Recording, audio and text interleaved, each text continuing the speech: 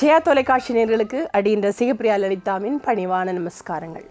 வரம் தரும் ஸ்லோகங்கள் என்ற இந்த சிறப்பான பகுதியில் இன்றைக்கி சொல்ல போகிறது காமாட்சி அம்மன் விருத்தம். இந்த விருத்தம் பரவலாக எல்லாருக்கும் தெரிஞ்சது தான்.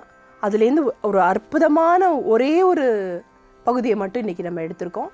முதல்ல விருத்தத்தை சொல்லிட்டு வரலாம், அதற்கப்புறமா அதனோட பலாபலன்களை பார்க்கலாம். பூமியிற் பிள்ளையாய் பிறந்தும் வளர்ந்தும் நான் பேரான ஸ்தலமும் அறியேன். பெரியோர்கள் தரிசனம் ஒரு நாளும் கண்டு நான் போற்றிக் கொண்டாடி அறியேன். வாமி என்றுன்னை சிவகாமி என்றே சொல்லி வாயினார் பாடி அறியேன். மாதா பிதாவினது பாதத்தை நானும் வணங்கி ஒரு நாளும் அறியேன். சர்க்குருவின் பாதாரவிந்தங்களைக் கண்டு சாஷ்டாங்க தண்டனிட்டறியேன். ஆமிந்த பூமி அடியினை போல மூடன் ஆச்சி நீ கண்டதுண்டோ? அழகான காஞ்சியிலே புகழாக வாழ்ந்திடும் அம்மை காமாட்சி உமையே. இந்த காமாட்சி விருத்தத்தில் பல பகுதிகள் இருக்கும்போது குறிப்பிட்டு இந்த ஒரு பகுதியை மட்டும் எடுத்ததுக்கு காரணம் என்னென்னா, இந்த விருத்தத்தில் சொல்லியிருக்கிற மாதிரி இன்றைய தேதிகளில் எல்லாருமே அப்படி தான் இருக்கும். அதில் என்ன சொல்லியிருக்கு அப்படின்னு கேட்டோன்னா, அம்மா நான் என்னோட தாய் தந்தையர் அவங்கள என்றைக்கான்னு போற்றிருக்கேனா, அவங்களோட பாத கமலங்கள் விழுந்து அம்மா தாயே அப்படின்னு சொல்லி என்னோடய பெற்றோர்களுக்கு கண்டிப்பாக நான் ஒரு நாளும் அவங்கள வணங்கியதில்லை. நான் பிறந்த ஊர் தானே எனக்கு தெரியுமா, அங்கே போய் நான் பிறந்த ஊராச்சே, அதனால் அந்த ஸ்தலத்தில் போய் அந்த ஸ்தலத்தில் உள்ள இறை மூர்த்தங்களை வணங்கியிருக்கேனான்னு கேட்குறியா? அதுவும் இல்லை. சரி, பெற்றோராச்சு, என்னை குரு அப்படிங்கிற நிலையில் வச்சு என்னை இந்தா அப்படின்னு எழுத்தறிவித்தவன் இறைவன் சொல்லி எனக்கு குருமார்கள் எத்தனையோ பேர் இருந்திருக்காங்க. அவங்க காலையான்னு போய் விழுந்தேனா? இல்லை.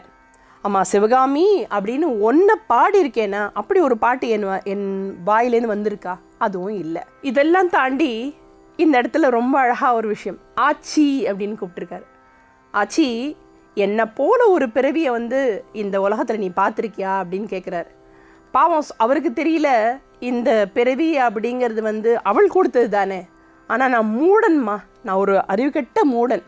அப்படி இருக்கும்போது ஒரு விஷயமே நான் சரியாக பண்ணலை. அப்படி இருந்தாலும் உன்னோட அருள் அப்படிங்கிறது எனக்கு வேணும் அப்படின்னு கேட்டிருக்காங்க.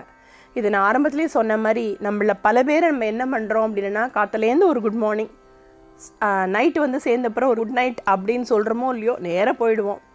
அப்படி இருக்கும்பொழுது காப்பது அவளோட கடமை, அதனால் பொறுப்பது உன் கடன் அப்படின்னு சொல்கிறோம்ல.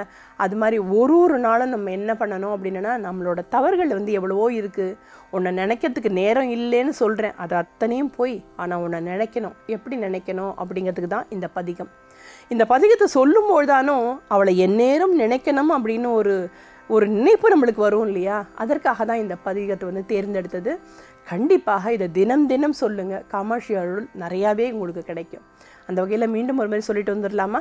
பூமியிற் பிள்ளையாய் பிறந்தும் வளர்ந்தும் நான் பேரான ஸ்தலமும் அறியேன். பெரியோர்கள் தரிசனம் ஒரு நாளும் கண்டு நான் போற்றிக் கொண்டாடி அறியேன். வாமி என்றுன்னை சிவகாமி என்றே சொல்லி வாயினார் பாடி அறியேன். மாதா பிதாவினது பாதத்தை நானும் வணங்கி ஒரு நாளும் அறியேன். சர்க்குருவின் பாதாரவிந்தங்களைக் கண்டு சாஷ்டாங்க தண்டனிட்டறியேன். ஆமிந்த பூமி அடியினை போல மூடன் ஆச்சி நீ கண்டதுண்டோ? அழகான காஞ்சியிலே புகழாக வாழ்ந்திடும் அம்மை காமாட்சி உமையே. காயேன வாச்சா மனசேந்திரியைர்வா புத்தியாத்மனா வா பிரகிருதேஹே ஸ்வபாவாத் கரோமி யத்யத் சகலம் பரஸ்மைஹி நாராயணாயைதி சமர்ப்பயாமி. சர்வம் லலிதார்ப்பணம்.